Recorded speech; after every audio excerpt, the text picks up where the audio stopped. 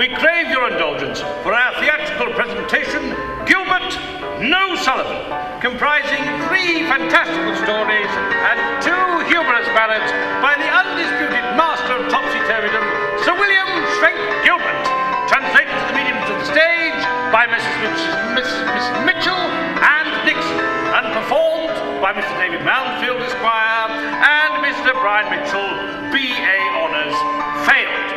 And would you be so kind as to switch off all your portable telephonic communication devices? Thank you. Psst. Psst. It says no Sullivan. What? I said it says no Sullivan. Oh, I see. Yes, yes. No Sullivan. No Sullivan. Stop. No. Please stop. Thank you.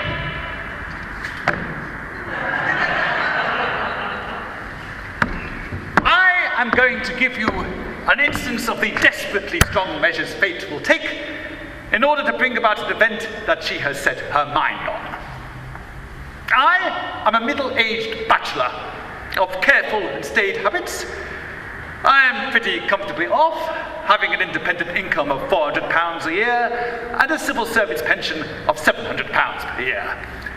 I was, for many years, secretary of the Warrant Officers' Shirt, Frills and Shaving Soap Department, a branch office under the Admiralty, Somerset House. I have lived a quiet and retired life, shunning society in its gayest sense, and associating intimately with 3 or 4 other heads of subordinate departments, and with no one else. I am naturally nervous, and I'm afraid irritable. I hate bright colours, unnecessary conversation, useless noises such as vocal and instrumental music and the neighing of horses, and I can't bear to see people in quick motion. If I had my way, no one should speak to me except on terms of pure business, and only then when the communication could not be conveniently reduced into the form of a memorandum. Above all other things, I detest forward people. And above all other forward people, I detest strangers who address me on immaterial topics in public conveyances. I had occasion, a few weeks after my retirement from official life, to take a journey to Liverpool by the limited mail on my way to Jamaica. A railway journey to Liverpool is detestable, but posting is worse, and walking out of the question. It was a cold night in April. There were very few passengers by the limited mail. There were only 4 first-class carriages to Liverpool. Of these, 3 were occupied by ladies, 1 in each carriage. The 4th was a smoking carriage, and empty. I don't smoke, but the train was on the point of starting, and the guard assured me that it was unlikely we should take up any first-class passengers on our way. It was a new carriage, and had never been used. At all events, I should be safe from female intrusion. So, I jumped in. The train started.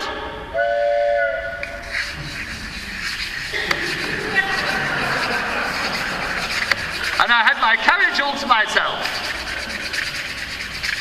The train did not stop until we reached Rugby.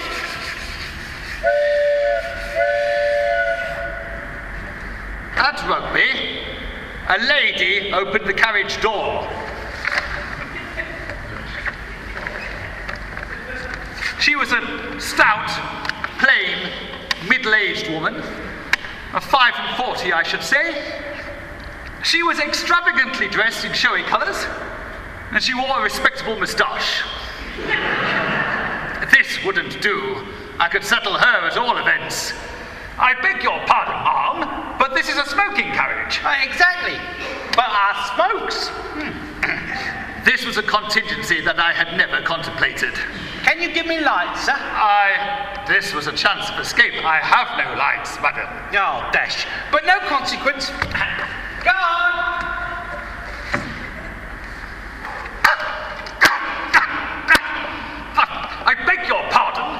but I object to smoking. You object to smoking? You travel on smoking carriage. Donkey, jackass donkey. She said these last 3 words with the air of one who had done a short addition sum and was stating the total. Permit me to explain. I entered this carriage to avoid the society of ladies. Me too. Dash it. Me hate ladies. Me like gentlemen. You haughty old customer, but I like you rummy old passenger. I was exceedingly annoyed by this. I plumed myself upon my good taste in dress. That is to say, I studied to dress myself in such a manner as to call for no remark of any kind, which I hold to be the perfection of good taste. And to be called a rummy old passenger was, under the circumstances, an irritating thing. It was a very cold night, and I thought, given her foreign blood, it would annoy her if I let down the window. Accordingly, I did so. Oh, thank you, old passenger. I like fresh airs. I'll let this one down too. She lowered the other window.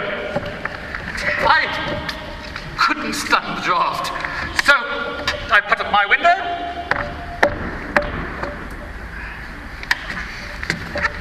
And she put up hers. Something like this occurs in Cox and Box. I was sulkily furious. By this time, in half an hour we should reach Stafford, and I determined to change my carriage at that station. In the meantime, I tried to sleep.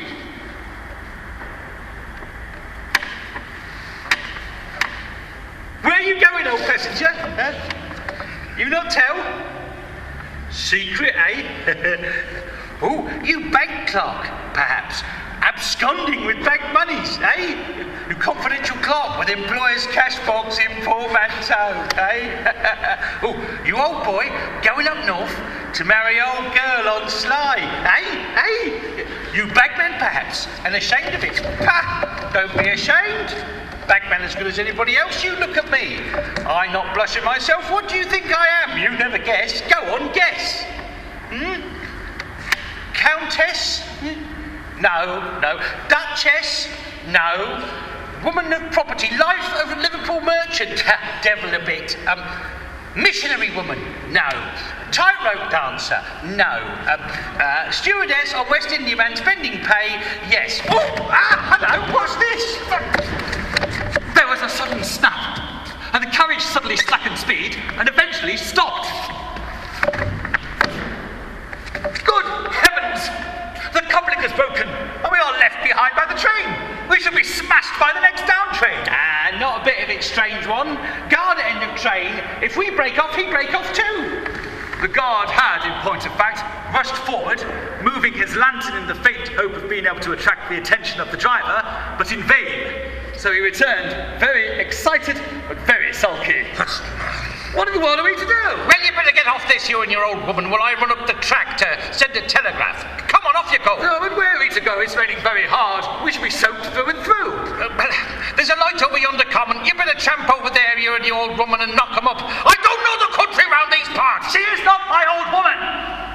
Off he went, like lightning. This advice very good, my old chap. Come, I take your arm and we trot.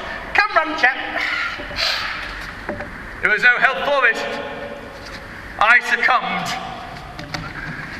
And we had a squashy walk over a pathless and furzy common, half a mile in diameter. My companion had a knack of tumbling down in a sitting attitude at the faintest provocation.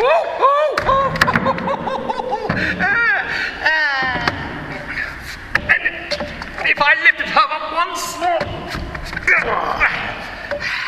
I lifted her up 20 times.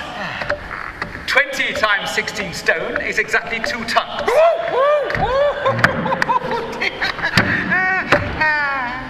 Which represents the weight I lifted off Copley Common that night. At length, after 20 minutes difficult walking, we reached the light that had attracted our attention. It proceeded from the window of a very small cottage. In the meantime, my companion, who had informed me that her name was Dolly Fortescue...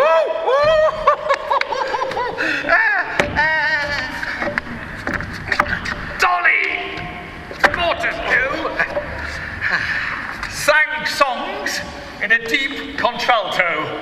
Swing low, sweet chariot, coming home to carry me home. Swing low. Who is it? There's been an accident on the line and we want shelter. Well, what are you giving? A guinea. This from old customer. Give a guinea. A guinea? Well, you'll have to stay in the barn. My cottage is chock full. No. See here. I can't be expected to share a stable with this woman. I'd rather risk a night in the rain. Yeah, old man is quite right. He's a rummy old customer, but he's quite right. Come, you queer little old man. Let's tramp somewhere else. On the other hand, if she's leaving, then I'm quite prepared to stay. Now, look here. What's your game, you two? What are you up to? Is this here a lark? Where's my guinea? Come, give old my guinea. Be a gentleman before you go. Old boy, get our employer's cash box and give guinea like bird. For the last time, I don't have my employer's cash box or any cash box. What's this about cash boxes? Come, give old my guinea. We hear a lot about it, but we don't see much of it. Let's see some of it. Come, be a man. You are an insolent scoundrel. I shall give you nothing. What? What's this about cash boxes? So, you come along with me. Oh, you scoundrel! If I were a stronger man than you, I'd... What, assault the police? My eye, here's a go. I'm the constable. So, it's cash boxes, is it? I'll give you somewhere to live. You come along with me. You and your old woman. And he led us to a square building at the back of his house, and unlocking the door, pushed us in. Now, I'm going to search you. And he did. And he found nothing except a few sovereigns. And my money was in my dispatch box, which had been placed on the luggage van. Now, about your old woman. I ain't gonna search her, and I ain't got a missus, see? So look here, supposing you do it. Sir, the lady is a total stranger to me. The old separate responsibilities, is it? The old story. Now then, Mom. I ain't gonna search you, because I've been brought up proper. But I'm gonna shake you and see as if you're rattled. Yeah, come on. Come here. Oh, easy. Miss Fortescue made no verbal reply, but pulled out a gigantic clasp knife. All right then, policeman. Come on. He hesitated. Now then, policeman. I'll tell you what I'll do. I'll walk away from this. Good night, policeman. And she did. The policeman turned pale and civil. Aren't you going to go along with us, huh? I am not. I passed the night here. He retired, swearing fluently, and locked the door on me. I could not sleep, but at all events, I was free at last of my persecutrix. The next day, I was taken before a magistrate, who dismissed the case at once, and I resumed my journey. When I reached Liverpool, I found that my ship was on the point of sailing. My luggage had been placed on board, and my half cabin was ready for me.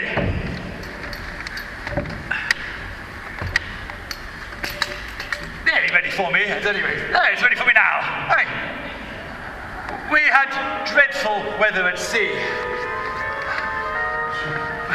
We were driven many hundred miles out of our course. And for 3 weeks after leaving Liverpool, I was terribly ill.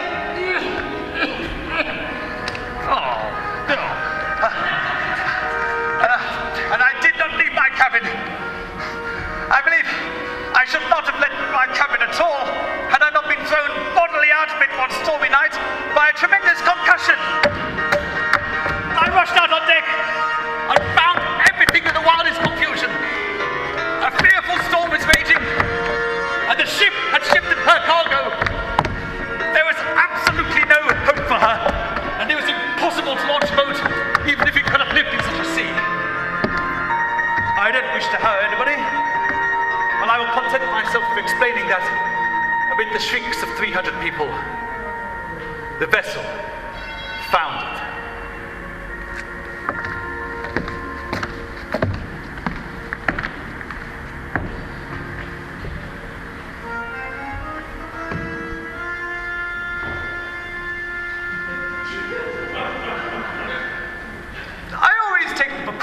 When at sea, of wearing a little India apparatus around my neck, which I inflate, and in that condition, it prevents my head from going under. I inflated it hastily and found that it answered admirably. I was tossed about violently for some hours, and when the gale at length subsided, I poked around me. No land was visible, and as I rose and fell in a sulky, lopping sea, I felt my hours at hand. There was, however, one thing in view. A dark, round thing, floating on the waves, a mile or so from me. I struck out for it. I found, to my horror, that it was alive. Still, I approached it, reflecting that death from a sea monster was preferable to death from starvation. And to my amazement, I found that it was making straight in my direction. Not Miss Fortescue. Rummy old customer, by God. What are you doing here, sir? I am not here by choice. I was wrecked aboard the Aurora Borealis. Oh, me too. You? Who are you aboard the Aurora Borealis? Yes, me stewardess. How are you, sir? I'm very cold, and this confounded thing has given me a crick in the neck. Situation damp. Here, try this queer one. It was a flask of brandy. She lifted it to my lips until I had taken a comfortable draught. 2 shillings. Here it is. Stewardess fee, 1 shilling, make 3. I understood the steward's fee was included in the fare. Oh, you mean, old chap, I'll give you nothing more. I tried to look dignified and indifferent, but it was of no use. You can't look dignified when you're perpetually bobbing up and down on a lopping sea, supported entirely by an India rubber bag round the neck. Besides, I was very hungry, and she had a large waterproof basket on her arm, so I gave her the shilling which she bit and pocketed. Now, what's to do next? What have you got there?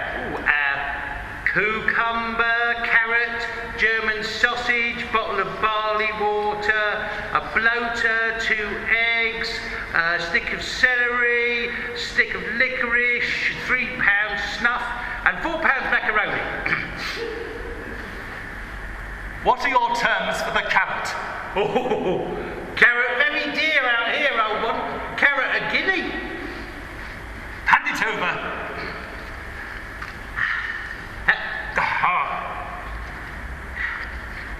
Now, I set off in that direction for sure. Follow me, old one! Never! I shall take the opposite point of the compass and run my chance. Goodbye! After a day and a half's vigorous swimming, I reached the point of a low, sandy shore that seemed to stretch for miles. I was extremely hungry. I walked along the shore for hours, picking up mussels and winkles and eating them raw. I saw no trace of a human being of any kind. And as the sun went down, I began to wish myself in the sea again. However, I wandered on in a listless, purposeless way until I fell across something that lay across my path. To my intense joy, I found that it was a breathing, sleeping human being. I endeavoured to waken the figure, but in vain, so I determined to sit by his or her side until morning, when, to my extreme amazement, an explosion of fire took place immediately under me. There was meant to be an explosion of fire there, but it's taking place under me, but I think you'll have to fill in your imaginations there. Thank you. I had sat down upon a box of Vesuvians, and one of them had exploded. It suddenly occurred to me to use one of these Vesuvians as a means of identifying my companion. I ignited one. And as when hot oil spilling from Psyche's lamp startled the slumbering Cupid, so the red-hot end dropped onto the sleeper's couch. Oh, wow!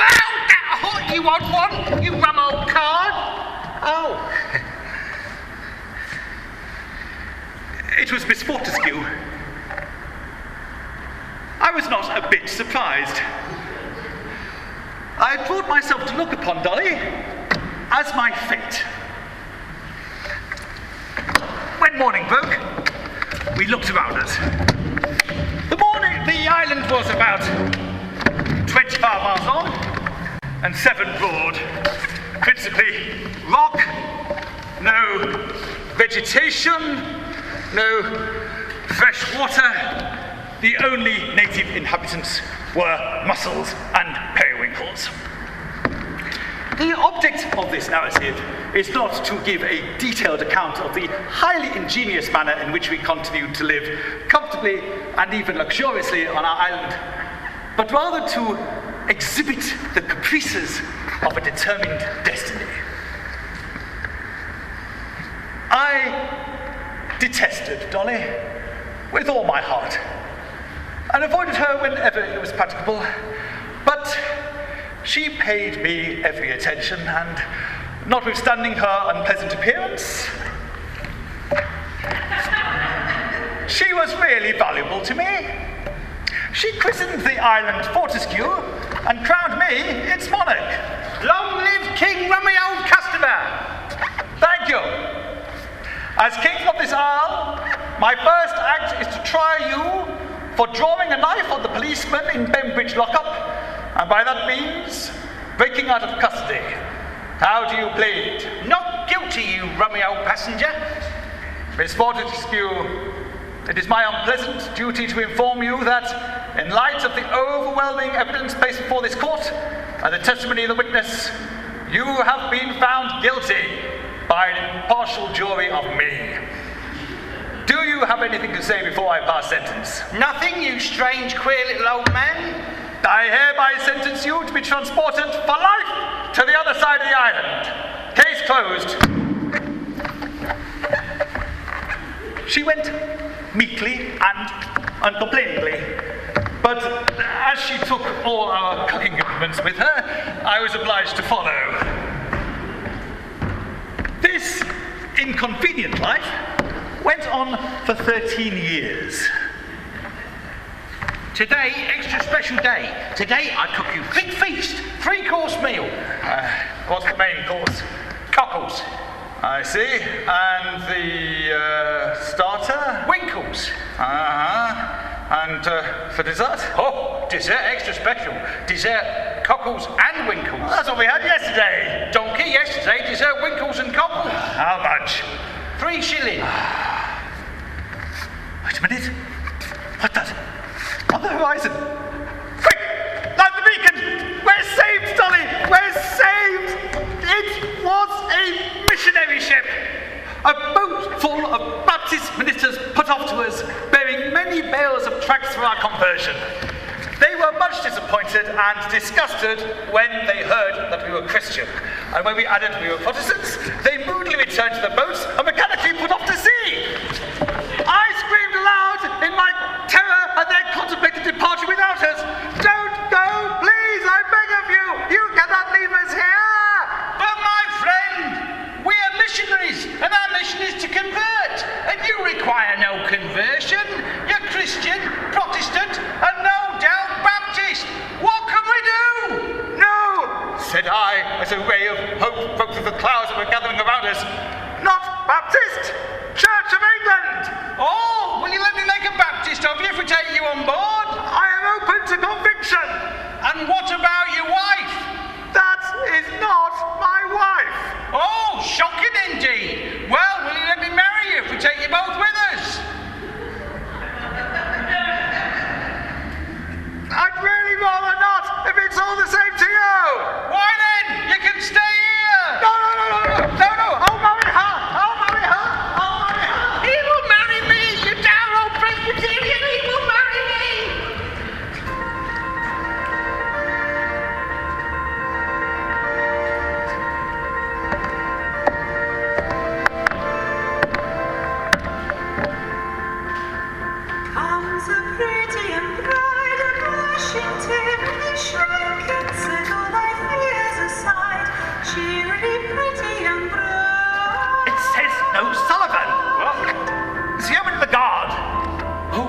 track too. No, Sullivan!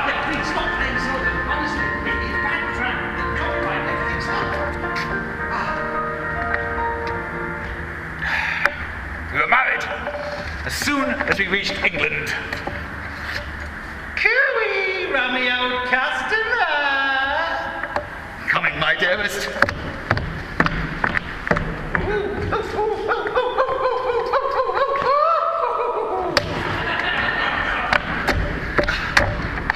After a week, my wife had had enough of me. The arrears of my pension had amounted to something considerable, and she ran off with them. I ran after her, but could never find her. Now that I want her, I suppose I never shall. Dolly?